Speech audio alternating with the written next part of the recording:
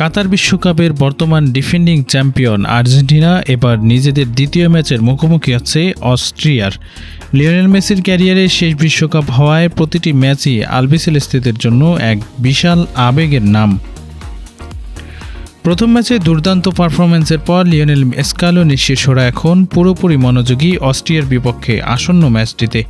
Austria বর্তমান সময়ে দারুণ ছন্দে আছে এবং টানা 6 ম্যাচ তারা অপরাজিত রয়েছে। তাদের খেলার কৌশল মূলত গেগেন প্রেসিং এবং হাই ইন্টেন্সিটি প্রেসিং, যা প্রতিপক্ষের জন্য বড় মাথা ব্যথার কারণ হতে পারে। বল হারানো মাত্রই অস্ট্রিয়ার খেলোয়াড়রা যেভাবে প্রতিপক্ষকে চাপে ফেলে তাতে পাসিং নির্ভর ফুটবলে অত্যন্ত আর্জেন্টিনার জন্য কিছুটা চ্যালেঞ্জ হতে পারে। এদিকে আর্জেন্টিনার শক্তি হলো তাদের মিডফিল্ড ও অ্যাটাক লাইনে দারুণ ভারসাম্য।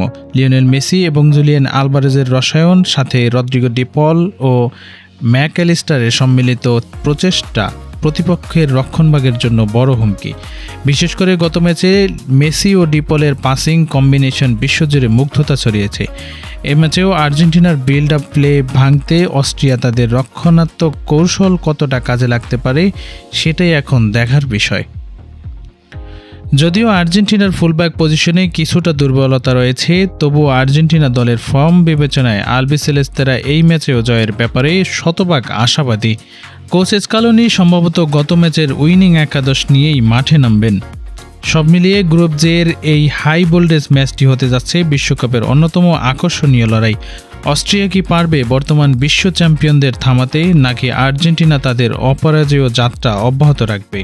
উত্তরের অপেক্ষায় পুরো ফুটবল বিশ্ব।